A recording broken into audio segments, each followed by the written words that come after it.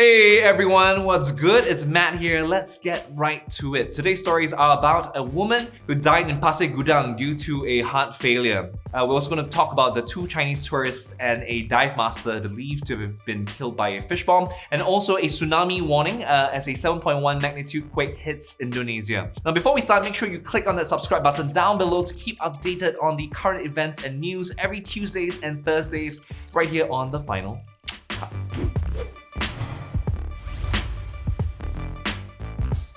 Guys, it's been 4 months since Pasir Gudang made headlines, and you can bet that people are still intently following up on this situation. The most recent headline involved a lady, her name is Marini Kasman, passing away from a heart failure just last weekend. Of course, rumors started flying around that she passed away due to the Pasir Gudang pollution. And while it's very easy to point fingers, it turns out that that may not have been the case. A. Bakar Abdul Rahman, her husband, said that she died from a heart failure and had been suffering from chronic high blood pressure and asthma. That of course didn't stop people from spreading false news all over the internet. Some even used pictures of him and his wife during the recent Hari Raya to gain sympathy. Guys, it's just internet likes and shares. Tak yalah nak kumpul dengan taktik macam ni, right? You're not gonna get any money from it either. He was also very unhappy about his statements being twisted by reporters as he was still grieving at the time and had just buried his wife. Even Health Minister Dato Sri Dr. Zulkifli Ahmad came out with a press statement to counter the rumors that she died due to the Pasir Gudang pollution. She was in fact brought into Hospital Sultan Ismail in Johor Bahru on July the 5th after experiencing difficulty breathing and coughing for 3 days. Her legs were also swollen, she had a fever, and her condition became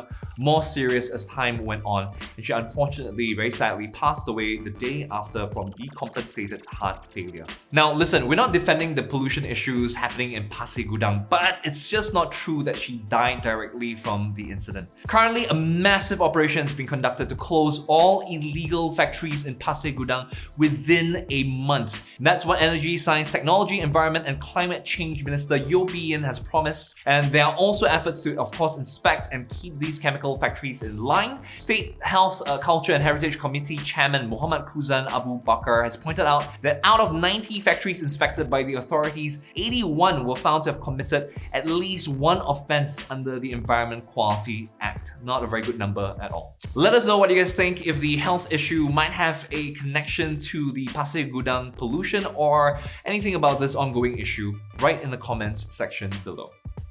Pretty cool things that has been happening. Louis Vuitton, they're having an exhibition from now until the 28th of this month of July.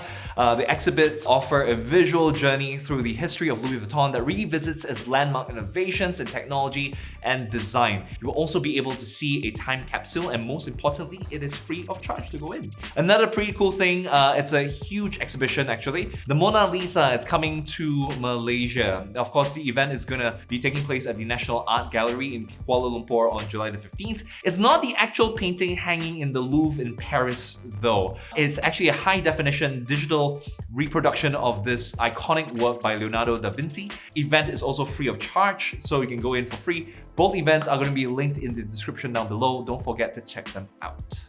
Now this next story takes us to Semporna, Sabah. It's a highly popular destination for tourists, especially scuba divers. It's an absolute paradise, okay? Clear waters, beautiful marine life, corals, but a huge problem persists here in Semporna, and it's something that scuba divers have known for a long while now. I'm talking about fish bombing.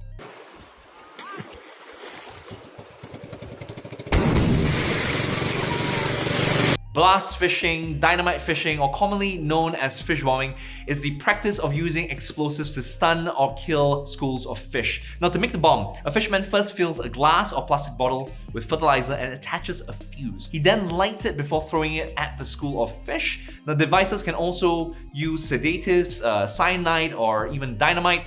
After the explosion though, the job is super easy. You just scoop up the floating dead fish. In the process, however, fish habitats are blown to bits along with untargeted sea life. Coral reefs can also take decades to recover, if at all. And these bombings are obviously illegal. The two Chinese tourists, both of them 26 years old, and a local diving instructor went diving around 5 p.m. on Friday. And they were believed to have been killed by these fish bombs while diving in waters off Semporna in Sabah's east coast. Currently, tourism operators are blaming fish bombing activities for the deaths, but the police have yet to officially confirm that. Nevertheless, Dato Winston Liao, who is the Sabah Association of Tour and Travel Agents president has condemned fishermen using fish bombs in their operations and urged authorities to take immediate action against the possible offenders. Chief Minister Datuk Seri Muhammad Shafi Abdal has also called for heavy punishments for the fish bombers. Based on a 4-month study conducted by WWF Malaysia, who has voiced out on this issue as well, in Semporna between June and September of 2018, a total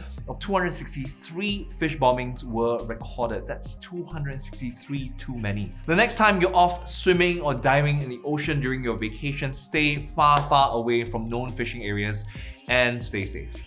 And while we're talking about environmental issues, our next story takes us to Jakarta, Indonesia, where a strong 6.9 magnitude quake has been registered. Indonesia is one of the most disaster-hit nations on Earth due to its position straddling the so-called Pacific Ring of Fire, where tectonic plates collide. Now, according to USGS, the United States Geological Survey, a quake struck at the depth of 24 kilometers and was centered in the Molucca Sea between North Sulawesi and North Maluku on Sunday. Now, this follows a recent earthquake in April that was registered as a 6.8 magnitude quake. That's really strong, but still far off from the highest recorded in Indonesia, where a 9.3 magnitude quake happened, killing more than 160,000 people. Now, Sunday's earthquake tremors shook buildings, alarming the residents of some cities, and authorities urged people to move to higher ground.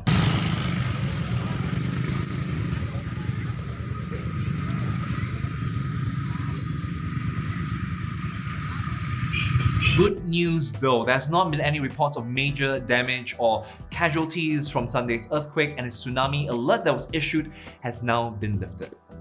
Alright guys, so that's all the time we have here for today. Please let us know if we left out anything at all. Love, peace, and chicken grease. I'll see you guys on the next time of The Final Cut.